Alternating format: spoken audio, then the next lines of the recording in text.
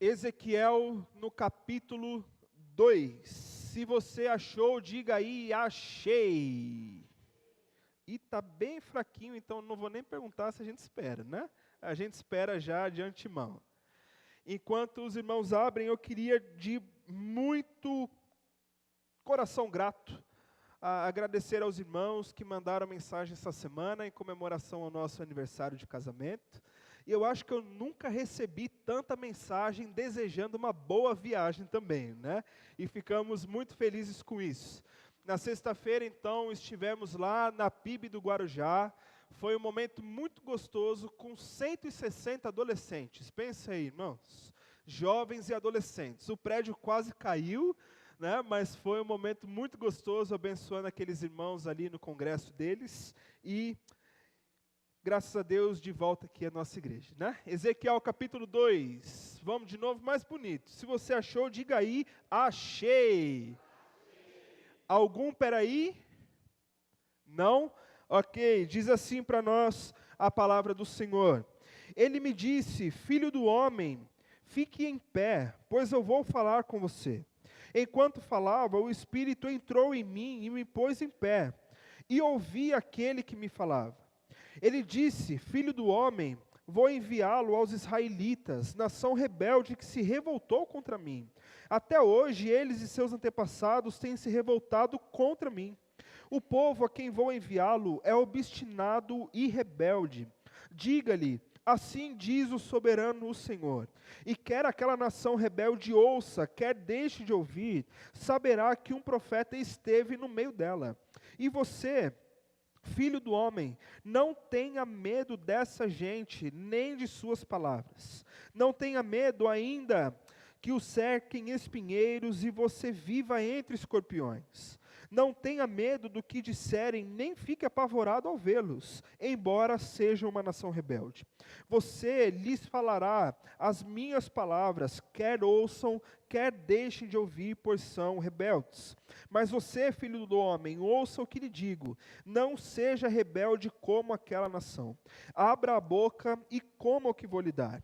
Então olhei e vi a mão de alguém estendida para mim, e nela estava o rolo de um livro, que ele desenrolou diante de mim.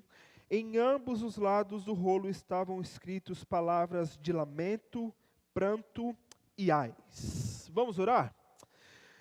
Pai, obrigado, Senhor, mais uma vez pela Tua palavra, e nesse momento nós rendemos a nossa mente, o nosso coração diante do Senhor, para que aquilo que o Senhor derramar em nosso meio, que sirva para nós, Pai, não vá nem para um lado nem para o outro, mas acerte e encontre a nossa vida e o nosso coração, Pai.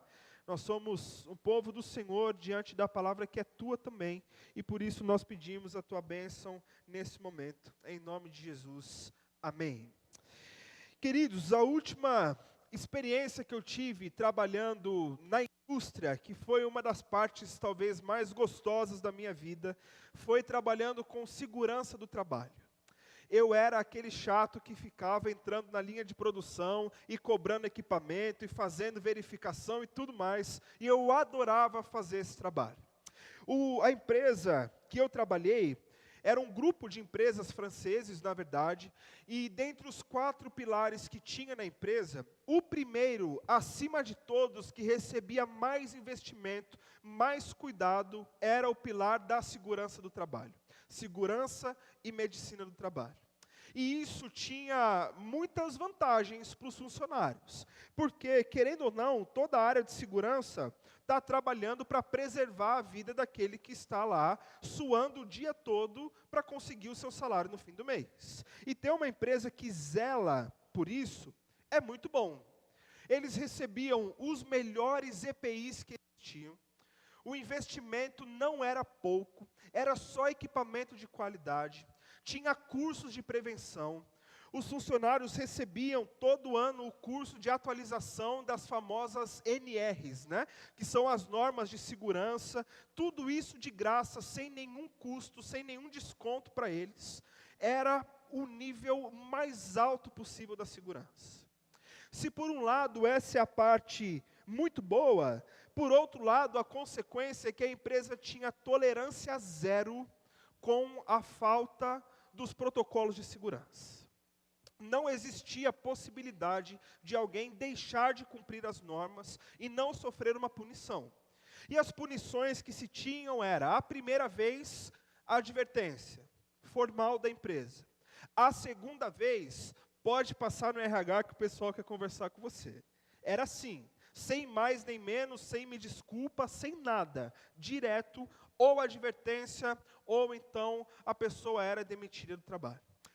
Um belo dia, eu e um outro estagiário que estávamos trabalhando lá, descemos para fazer a nossa verificação, que era rotineira, e quando a gente passou pela área mais perigosa da empresa, que era uma empresa que fazia vidros de carro, e o forno é uma das áreas mais críticas que se tem lá. Quando nós chegamos no final do forno, tinham 2 funcionários, sem o protetor auricular, sem o óculos de proteção, e a gente pegou um deles calçando a bota de segurança a hora que ele viu a gente.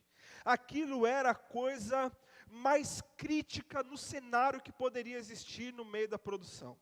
E a gente viu aquilo, não podia deixar passar, anotamos no nosso relatório. Voltamos depois de inspecionar a fábrica toda, deixamos lá o relatório na mesa do chefe. E quando o chefe viu que tinha ali uma reincidência, porque em menos de 3 vezes era a segunda vez que acontecia algo do tipo, o chefe olhou, pegou o telefone, ramal do RH e ligou na hora. E disse, tenho aqui o relatório, vocês têm que ver. E a consequência natural disso tudo foi que os 2 foram encaminhados para a demissão.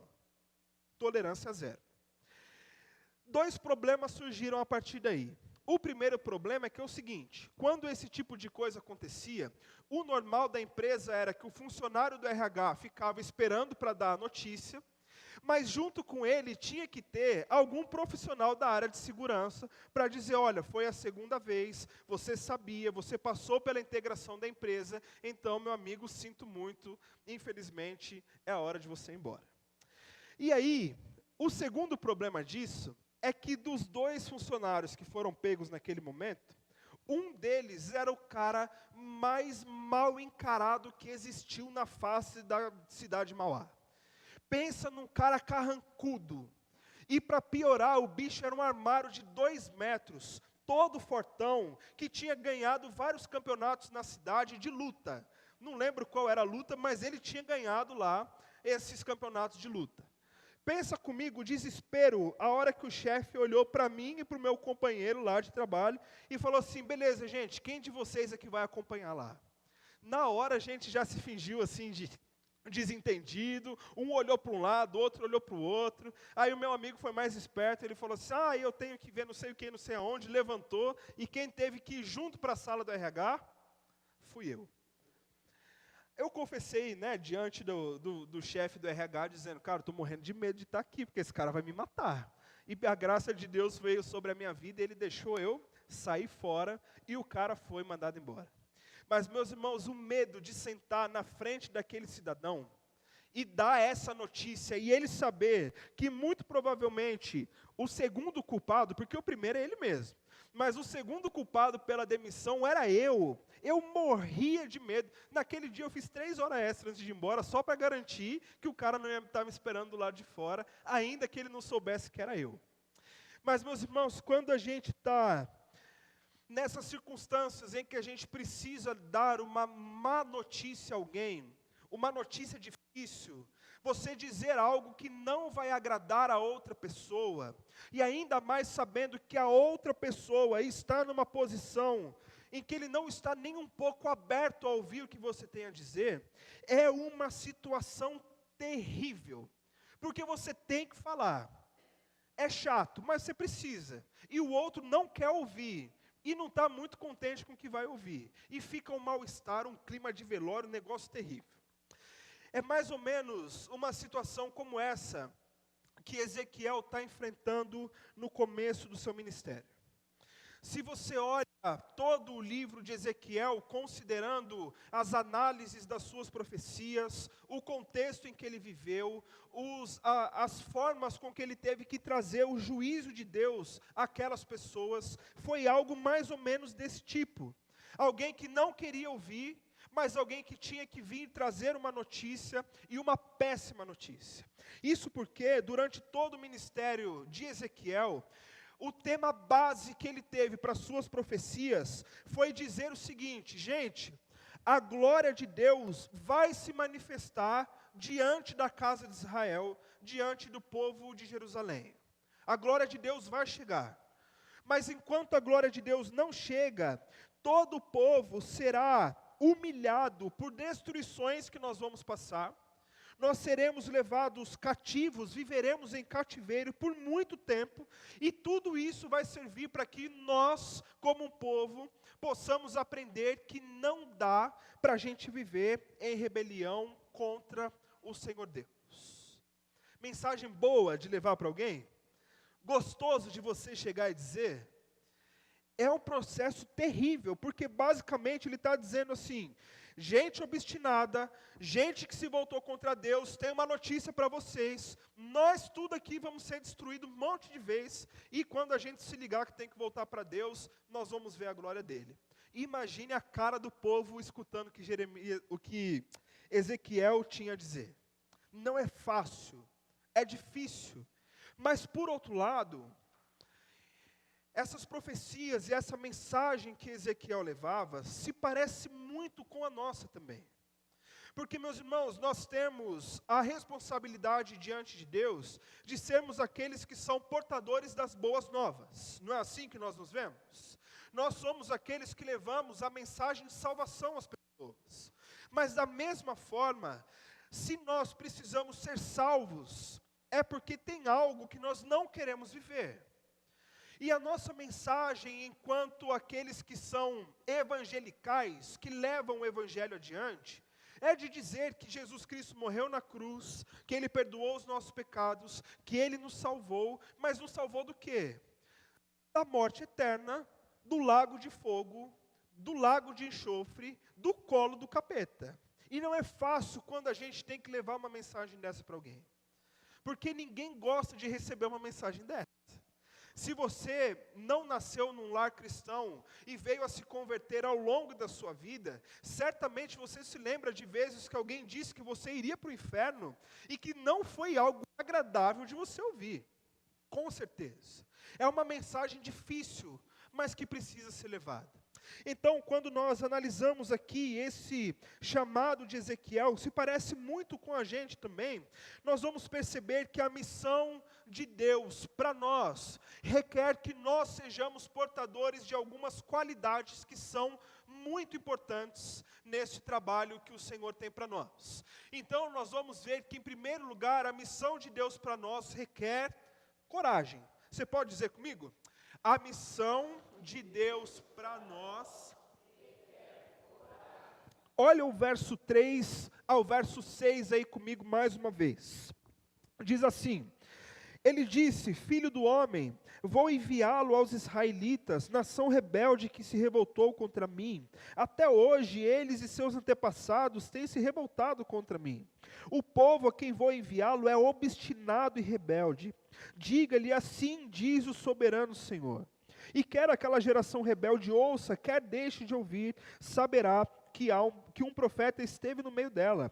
E você, filho do homem, não tenha medo dessa gente, nem das suas palavras. Não tenha medo ainda que o cerquem espinheiros e você viva entre escorpiões. Não tenha medo do que disserem, nem fique apavorado ao vê-los, embora sejam uma nação rebelde. Meus irmãos, quando nós estamos falando em coragem, nós não estamos falando em falta de medo. E não custa nada a gente sempre relembrar isso. Alguém corajoso não é alguém que não sente medo de nada. Porque o medo, o instinto natural do nosso organismo, da nossa vida, precisa ser presente em nós. Quem não sente medo sofre de algum tipo de distúrbio psiquiátrico e precisa ser tratado. Coragem não é a falta de medo. Coragem é você fazer o que você tem que fazer, falar o que você tem que falar, ainda que você esteja sentindo medo. Isso é a coragem. E nós precisamos ser cheios dessa coragem, porque principalmente Ezequiel, ele é avisado diretamente por Deus. E em algum momento, parece inclusive que o texto está voltando sempre no mesmo ponto, porque Deus já está avisando Ezequiel: o povo ao qual eu estou te mandando é completamente obstinado. Eles não se importam com Deus, não se importam com a palavra de Deus, não se importam com o que Deus pensa ou não sobre eles, sobre a vida deles. Eles não estão nem aí para mim. É para esse povo que você vai falar. É com eles que eu quero que você esteja nesse momento. Existem algumas versões um pouco mais antigas que trazem um termo interessante, que é um povo duro de semblante. Não sei se a versão de alguém tem essa palavra, mas é a ideia de um povo que quando escuta falar de Deus, quando é confrontado com a palavra de Deus, ele fecha a cara, fecha o semblante, aquela cara de mal encarado, sabe? Quando você está saindo de manhãzinha, pegar o metrô e vem alguém completamente emburrado andando na sua direção, você atravessa a rua porque dá medo de olhar na cara do cidadão. É essa a ideia, um povo com um semblante duro, com a cara fechada para Deus. E a qualidade dessas qualidades todas que Deus diz aqui a Ezequiel, o resultado disso tudo se encaixa em uma qualidade de pessoas do Antigo Testamento que são reconhecidos como os inimigos de Deus. Porque é a ideia de Deus agindo em direção ao povo, o povo não aceita, o povo não se submete, mas ao contrário, o que o povo faz é enfrentar a ação do próprio Deus. É Deus dizer, não faça isso, e eles justamente fazerem o que Deus não quer que faça. É Deus dizendo, não vá por aqui, e eles vão num movimento de quem está enfrentando diretamente a autoridade de Deus. É só para esse povo que agora Ezequiel está sendo comissionado a ir falar. Agora pense comigo, se tem um povo, toda uma nação, que você faz parte dela, não se importa com Deus, se coloca na posição de enfrentar a Deus, viram as costas para o Deus soberano, Criador dos céus e da terra, dono de tudo que existe, e diante desse Deus eles não estão nem aí. Você acha mesmo que um homem daquela comunidade, um homem simples, pelo que a Bíblia traz para nós, que vai chegar no meio do povo que vive desse jeito e dizer, vocês tudo tão errado em pecado, você acha que um povo desse ia parar para ouvir? Você acha? De verdade? Você acha que um povo desse ia estar preocupado com o que um homem simples tem a dizer de um Deus infinito que a gente nem se importa com ele? Mas talvez o que seja mais intrigante, além de saber que o povo não vai querer ouvir, é o teimoso amor de Deus, de ainda sabendo que eles não vão querer ouvir, que eles estão contra o próprio Deus, levantar um homem, levantar um profeta e vai dizer, vai para lá, é com eles que eu quero que você esteja. É com o povo obstinado, é com o povo rebelde, é com o povo que me enfrenta, mas é lá que eu quero você, é com esses homens. E meus irmãos, em outras palavras, o que Deus está dizendo facilmente para Ezequiel é, analise o contexto, já saiba o que você vai enfrentar, mas tenha coragem, vá e cumpra a missão que eu tenho para você.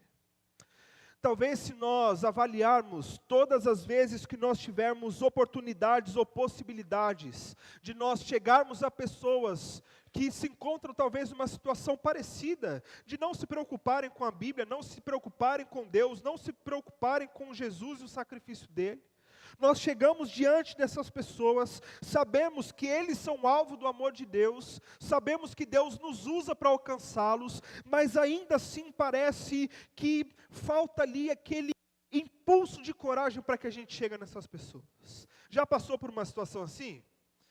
E graças a Deus que não é só eu. Porque, meus irmãos, tem hora que a gente trava.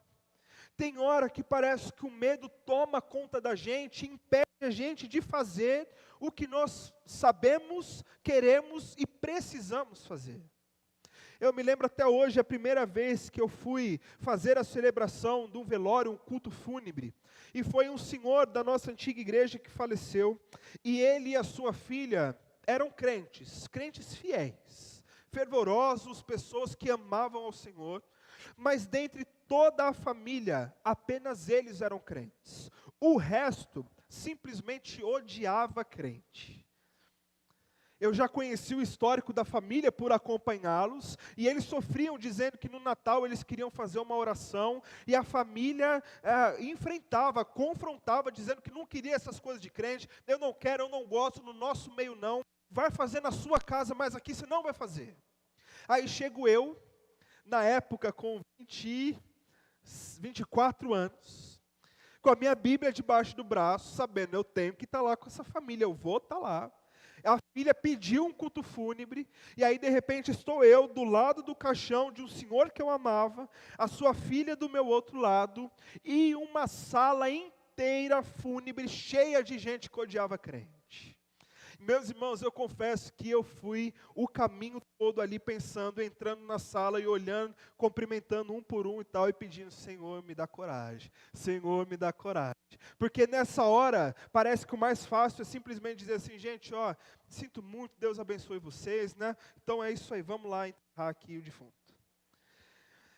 Naquele dia eu me enchi de coragem, graças a Deus. E abri a Bíblia, peguei João 3,16, que qualquer pessoa que odeia crente vai saber João 3,16. Todo mundo sabe.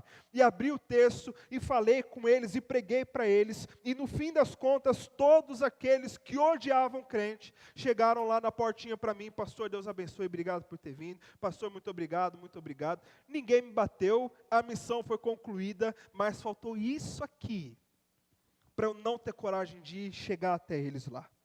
Meus irmãos, nós precisamos ser cheios dessa coragem, para que a gente não deixe que qualquer pessoa ou situação que intimide a nossa vida, nos trave de fazer a vontade de Deus. Nós cremos que a vontade de Deus é boa, perfeita e agradável. Nós sabemos que é Ele que convence do pecado, da justiça e do juízo. Nós sabemos que é Ele que sonda os corações e conhece cada um, mas ainda assim, nós precisamos ter essa coragem, porque quando nós temos coragem de dar os primeiros passos, nós vemos que todos esses textos que nós conhecemos e que nós achamos bonitos, se transformam em realidade. É quando nós nos enchemos de coragem no Espírito Santo de Deus e abrimos a nossa boca para falar, que nós vemos pessoas sendo de fato quebrantadas à nossa frente.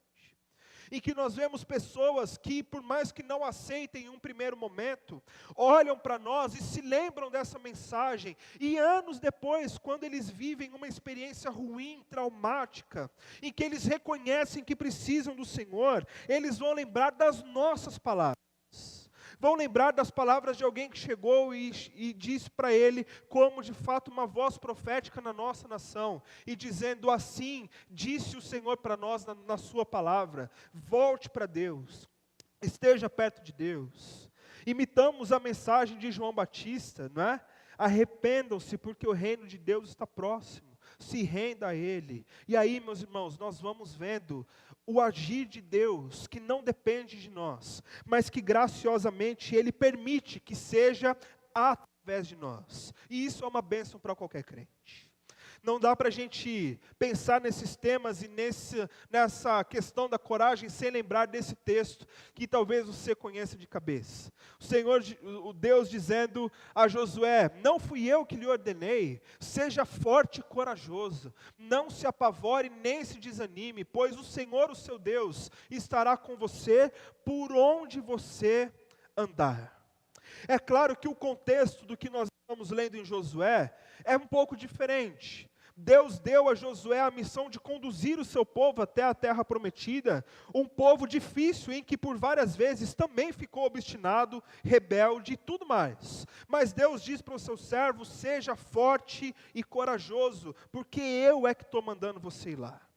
E aí, meus irmãos, nós entendemos que enquanto Josué teve a missão de conduzir o povo até o lugar em que Deus queria que eles estivessem, nós temos uma missão também, mas de conduzir um povo incrédulo até até a presença de Deus, para que então eles se tornem povo de Deus. Quando esses momentos chegarem na sua vida, lembre-se, tenha coragem.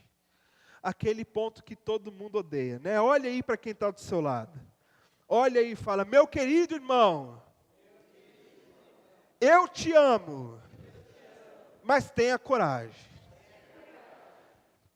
Amém. Que Deus nos encha dessa coragem. Em segundo lugar, uma outra qualidade que nós precisamos ter é a obediência. Vamos mais uma vez?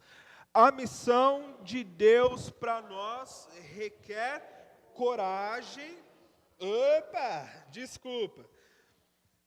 Do começo ou só obediência? O que vocês preferem? Do começo? Então vamos lá. A missão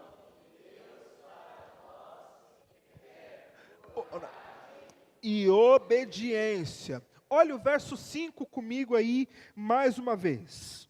O verso 5 diz: e quer aquela nação rebelde ouça, quer deixe de ouvir, saberá que um profeta esteve no meio dela. Agora vá comigo lá para o verso 7, por favor. Você lhes falará as minhas palavras, quer ouçam, quer deixe de ouvir, pois são rebeldes. Meus irmãos, talvez a missão de Ezequiel seja tão clara quanto a nossa, fácil da gente entender e muito bem definida, que é: vá e pregue a eles. Na linguagem de Paulo, dizendo a Timóteo, que cabe muito bem a nós, é simplesmente: pregue a palavra. Vá, abra sua boca, fale e pregue. O interessante é que Deus já começa aqui, bem no comecinho com Ezequiel, quebrando uma das desculpas que muitas vezes nós mais usamos, e talvez uma situação que mais fere o nosso coração, que é: por que é que eu vou me desgastar em falar, em tentar trazer argumentos, em pregar para pessoas que não querem me ouvir? Porque, meus irmãos, se tem uma coisa que frustra o nosso coração, é quando você fala, ensina, prega, e simplesmente e absolutamente nada acontece. Não é ruim? Quando você tem um filho, um amigo, um primo, alguém que você aconselha, e você fala: não faz isso, não vai por ali, não vai por aqui, não faz desse jeito, e a pessoa simplesmente faz tudo o que você não disse para ela fazer. O sentimento que nós temos é de simplesmente abandonar e dizer: se não quer me ouvir, eu também não vou falar. Se não é para fazer o que eu estou dizendo, então eu não falo mais nada e prefiro ficar na minha aqui, não é? Porque essa situação é completamente frustrante para quem está nessa posição de falar e tudo mais. Mas ainda que isso aconteça, e Deus, como sempre, bondoso e generoso, já está avisando Ezequiel: se eles ouvirem ou se não ouvirem, não é problema seu. O seu problema e a sua missão é chegar lá e você falar. O que você tem que se preocupar é você ir e você pregar. Meus irmãos, se Deus está mandando nós pregarmos, a gente simplesmente prega. Se Deus está mandando nós fazermos, a gente simplesmente vai e faz. Mas às vezes, e isso se aplicou muito para a minha vida e para o meu coração, o problema é que nós queremos colocar critérios de sucesso em uma missão que não é nossa. Nós queremos colocar critérios na missão de Deus, que Ele confiou a nós, como sendo parte da nossa vida, mas que no fim das contas ainda é uma missão de Deus. Então nós nos sentimos frustrados ou fracassados muitas vezes, porque nós queremos, com a nossa própria força, com os nossos argumentos, com palavras bem elaboradas, nós mesmos provocarmos transformação na vida da outra pessoa. E meu irmão, uma triste notícia para nós: não dá certo não. Quem faz, quem executa, quem faz a coisa acontecer é o Espírito de Deus, irmão. E é tão libertador quando nós nos deparamos com isso, porque aí sim, quando nós sabemos que a nossa posição é simplesmente obedecer, a gente obedece com leveza, a gente obedece com alegria, porque nós sabemos que a nossa parte nós fazemos. E meus irmãos, se a missão de Deus, e é de Deus, a parte dele Ele vai fazer, no tempo certo, da forma certa. Simplesmente nós precisamos ir e obedecer. Eu já contei várias vezes para vocês que um dos meus tios se desviou no começo da sua juventude, e a família ficava completamente frustrada por ver os caminhos que ele tomou. Meu tio chegou a escrever em blogs de ateus, tentando provar por alguns argumentos de que Deus simplesmente não existe. Não é que ele simplesmente não quis seguir os caminhos do Senhor. Ele virou a chave de um jeito que o objetivo de vida dele era provar que Deus não existia. E nós falávamos, nós tentávamos conversar, a gente chegava perto, meu pai sentava com ele, conversava, orava por ele. No fim das contas, meus irmãos, não adiantava de nada. Até que um dia eu vi o meu pai dizer assim, falar: filho, eu só posso orar por você, o caminho você sabe. Você sabe mais do que muita gente. E meus irmãos, meu tio era um mestre em Bíblia. Conhecia detalhe por detalhe. E de repente virou. E nós convivemos com essa aflição, com esse problema por muitos anos. E aí esse tio seguiu por caminhos que não são tão legais. Foi para o caminho da, como dizem os jovens, da pegação geral da galera. Teve um filho. Precisou ficar com a moça que ele teve um filho, e os dois não se bicavam, e aí teve outro filho, e ele vivia nesse negócio, nesse problema, nesse vai e não vai, até que um dia, simplesmente do nada, o meu tio me manda uma foto, participando de um culto em uma igreja. E aí eu pensei, das duas uma, ou ele tomou juízo, ou ele foi perturbar a vida do coitado de um pastor querendo provar que Deus não existe. E aí foi uma segunda aflição para entender o que ele estava fazendo. E naquele mesmo dia, meu tio manda um texto gigantesco, em que ele reconheceu, mais uma vez, dizendo: somente não dá para dizer que Deus não existe, como é impossível viver longe desse Jesus. E ele voltou para casa do pai. Sabendo que ele não ouvia, sabendo que ele não queria, sabendo que ele não ligava, o que nós fazíamos era simplesmente obedecer e falar, e simples assim. A gente dá o passo e Deus faz o resto acontecer. Charles Spurgeon uma vez disse: fé e obediência fazem parte do mesmo pacote. Aquele que obedece a Deus, confia nele. Aquele que confia em Deus, obedece a Deus.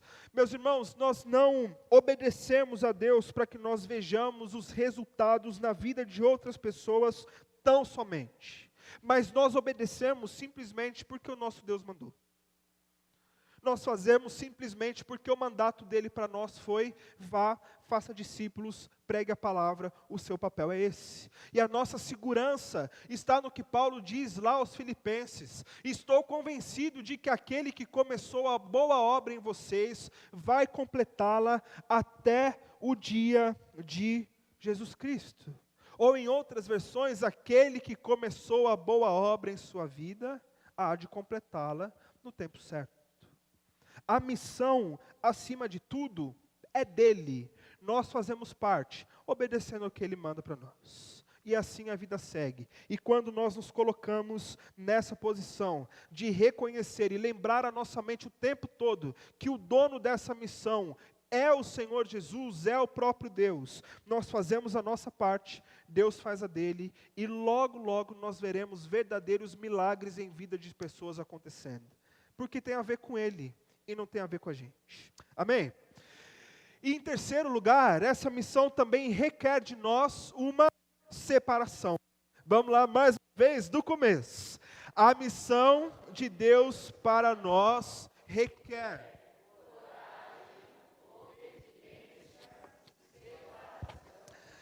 Mais uma vez, os dois últimos versos, verso 8 e verso 9, que diz assim: mas você, filho do homem, ouça o que lhes digo.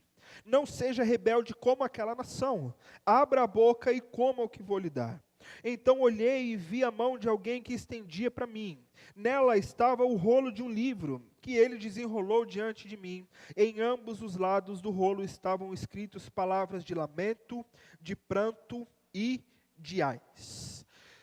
Meus irmãos, como é muito comum nos livros proféticos e nesses momentos dessa relação mais íntima de Deus com o homem que ele levanta, existem algumas situações que são simbólicas, que acontecem nesses textos. Com Jeremias nós vemos que Deus trata de uma forma. Com Isaías ele vê o anjo tirando uma tenaz do altar e colocando em sua boca como um sinal de purificação. E mais uma vez isso acontece também na vida do próprio Ezequiel. Mas antes que esse momento simbólico venha acontecer, o Senhor lembra Ezequiel mais uma vez qual é o papel dele dentro da sua nação enquanto um profeta, que é dizendo Ezequiel, quanto a você, há uma nação rebelde, há uma nação obstinada, há um problema a ser vencido, mas quanto a você, não seja rebelde como aquela nação.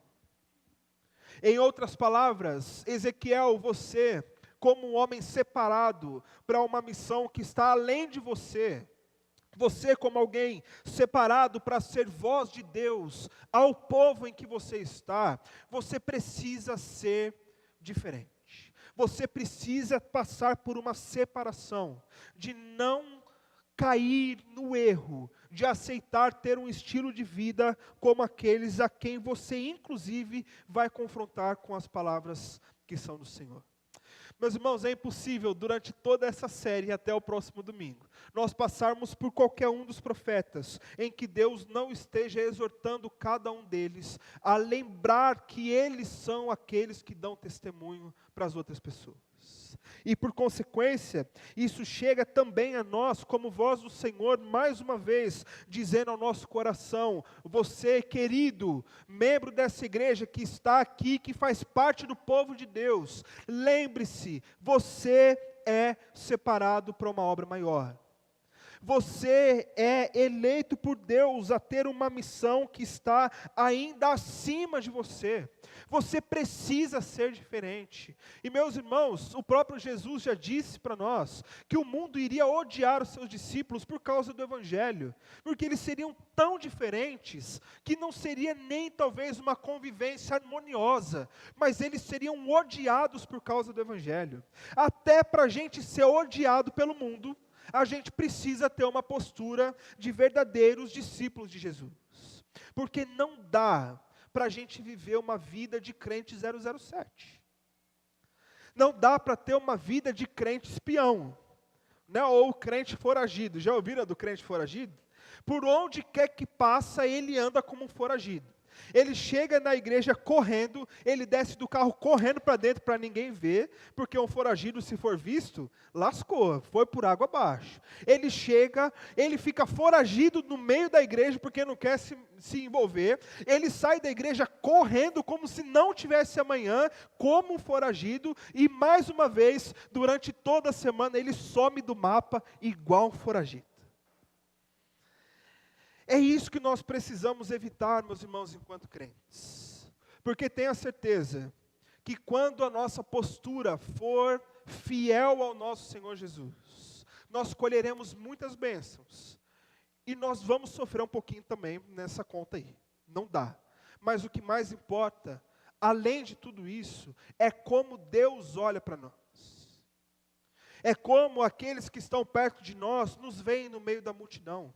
Era impossível, quando Jesus passava no meio da multidão, que ele simplesmente estivesse no meio deles como alguém que não fosse diferente. É bem verdade que em aparência, ele se confundia com as pessoas. Tanto que Judas teve que ir lá e dar uma bitoca nele para saberem que realmente ele era Jesus. Porque ele se envolvia e fisicamente se parecia com aqueles. Mas, meus irmãos, quando ele abria a boca para falar alguma coisa, qualquer um reconheceria no meio da multidão quem era o próprio Jesus. E é isso que nós precisamos também ter como alvo, como objetivo da nossa vida. Saber que onde quer que a gente esteja, por mais que a gente pareça só mais um no meio do mundo todo, quando a gente abre a nossa boca para falar, nós precisamos ser reconhecidos como diferentes. A nossa postura precisa ser vista como diferente. E como eu sempre gosto de dizer, o Evangelho e a Palavra de Deus não é uma lista de pode ou não pode. Não é uma lista de proibido e liberado. Mas naturalmente, quando nós nos chegamos perto do Senhor, nós não nos rebaixamos a ser igual todo mundo é. Quando nós estamos perto do Senhor, nós não nos conformamos em ser o fofoqueiro ou a fofoqueira do trabalho. Nós não nos conformamos em ser aquele que tem a boca mais suja que pneu de caminhão. Nós não nos conformamos em ser só aquele que continua replicando as coisas que está vendo, a sua vida e tudo mais. Mas nós naturalmente somos diferença, porque nós olhamos para a nossa vida e naturalmente a gente pensa, eu não posso me rebaixar de ser um discípulo de Cristo Jesus, para ser qualquer outra coisa que venha à minha frente. Nós precisamos dessa separação. E ainda assim, quando Deus chega então diante de Ezequiel e entrega esse livro para que ele coma num símbolo de estar cheio da sua palavra, é interessante que uma coisa que destaca do texto para nós. Porque Ezequiel já viu, de certa forma, aqui, o título e o conteúdo do livro. Eram prantos, lamento e ais. O que são esses ais? Né? São algumas semelhanças com as profecias que vêm depois, no tempo de Ezequiel e dos outros profetas. Você se lembra? Ai da Babilônia, nação obstinada. Ai do Egito, povo idólatra. Ai de vocês, povo meu, que se viraram contra mim. É essa a ideia, esse ai é um título, um começo para dizer: vocês estão lascados agora, porque vocês foram por outro lado, né? Numa linguagem mais popular. Então, apesar desse conteúdo do livro ser completamente amargo, porque, mais uma vez, ninguém gosta de vir e trazer essa palavra, essa mensagem, ainda com esse amargor da destruição que viria sobre o povo, quando você anda mais um pouquinho, e olha comigo no capítulo 3, no versículo 3, ele acrescentou: filho do homem, coma este rolo que estou lhe dando e encha o seu estômago com ele. E olha aqui a coisa doida que acontece. Então eu o comi, e em minha boca era doce como o mel. Até mesmo quando nós precisamos levar uma palavra de juízo para outras pessoas, uma palavra que é amarga aos ouvidos de quem escuta, para nós que somos povo de Deus, ela ainda permanece como sendo doce igual mel.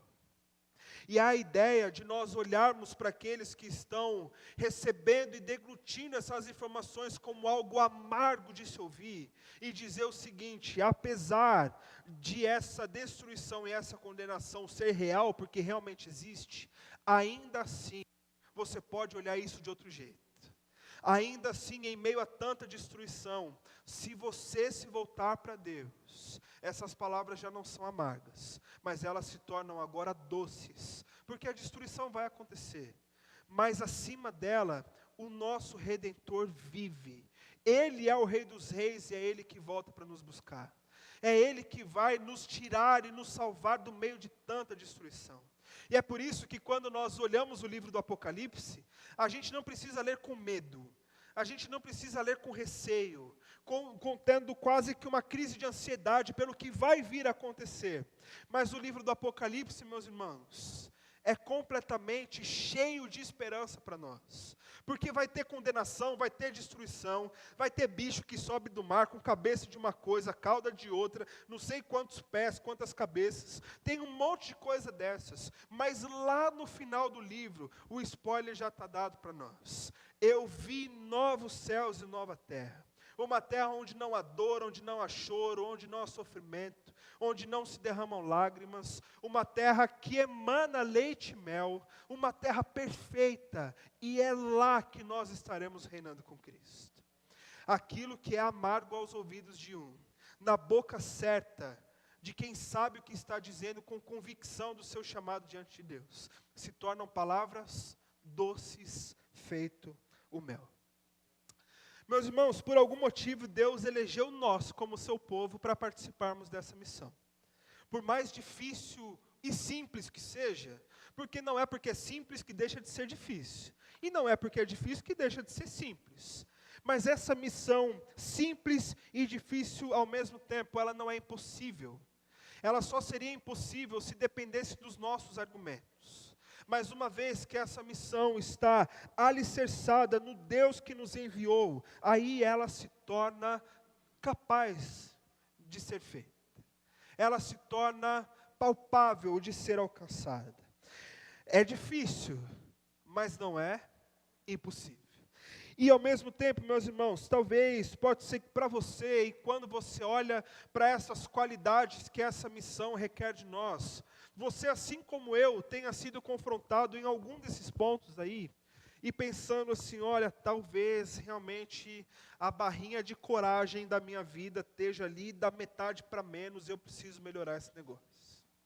Talvez você precise olhar para isso e dizer, eu tenho ouvido a voz de Deus. Ele tem trazido para mim possibilidades de eu ser um separado para essa missão, de alcançar outras pessoas, mas está difícil de eu obedecer a voz do Senhor.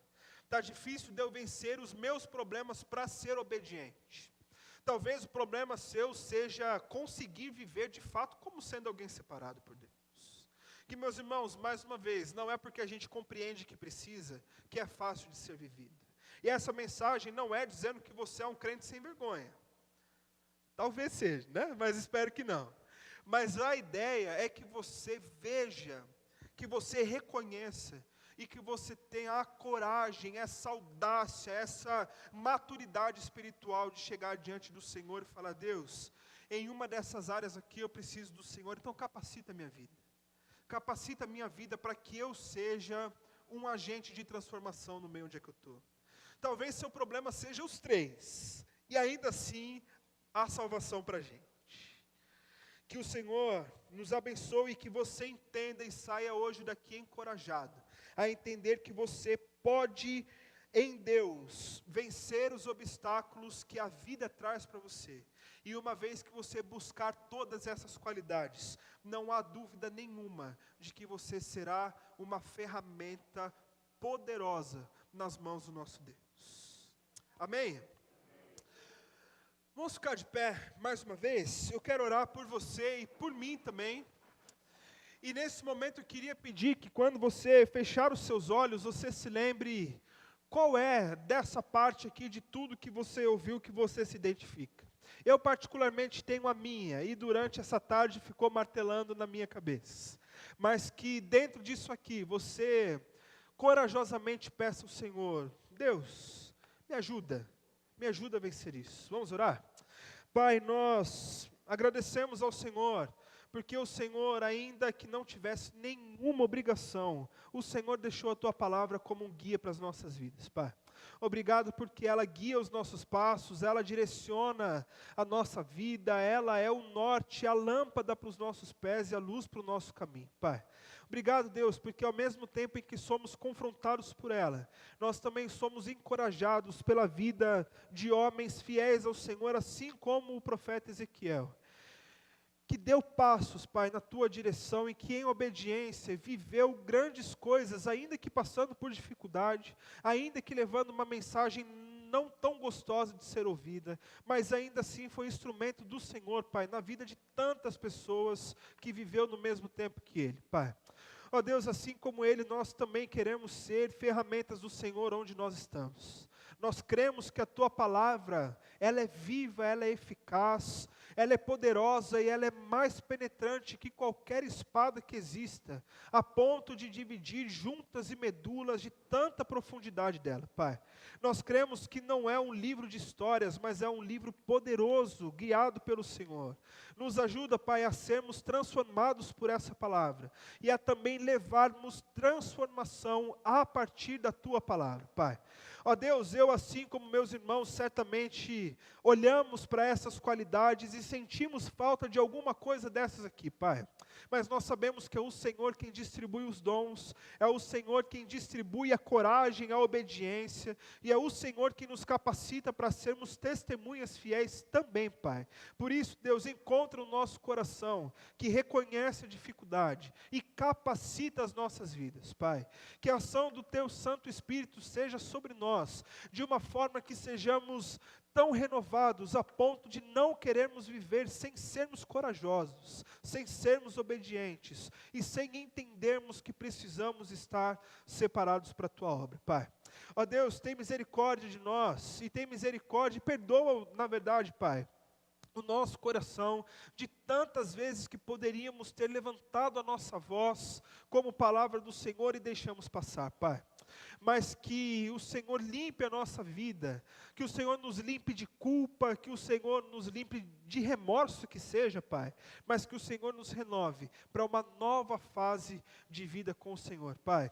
E aí sim, Deus, esse bairro todinho onde nós estamos, o nosso ao redor todo, com os prédios que estão sendo levantados e as casas que aqui já estão, saberão que este lugar é casa do Senhor, porque tem um povo aqui que ama ao Senhor e que cumpre a missão que o Senhor tem deixado para nós, Pai. Por isso pedimos o Teu cuidado sobre nós, e que durante esse processo, nós sejamos completamente cheios da bênção do Senhor, Pai. E pedimos que o amor de Deus, o nosso Pai, que nos separou para essa obra maravilhosa, Pai, que a ação do Teu Filho e a graça do Teu Filho Jesus sobre nós, que não merecemos, mas que ainda assim o Senhor continua cuidando e renovando cada um de nós, e que a consolação do Teu Santo Espírito, que é presente em nossas vidas, seja presente nos momentos de dificuldades do Teu povo, Pai. É o que nós oramos, entregando as nossas vidas ao Senhor, em nome de Jesus. Amém e amém.